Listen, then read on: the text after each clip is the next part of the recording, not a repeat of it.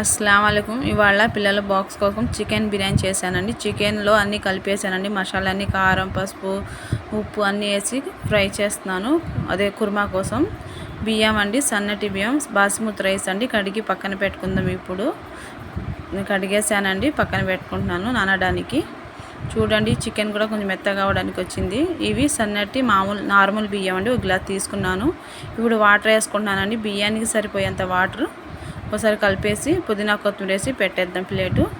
బాగా వాటర్ మరిగాక బియ్యం వేసుకుంటున్నాను. First BPT rice, basmati rice 2 వేసుకుంటున్నానండి. ఇప్పుడు ఒకసారి కలిపేసి ప్లేట్ పెట్టేద్దాం.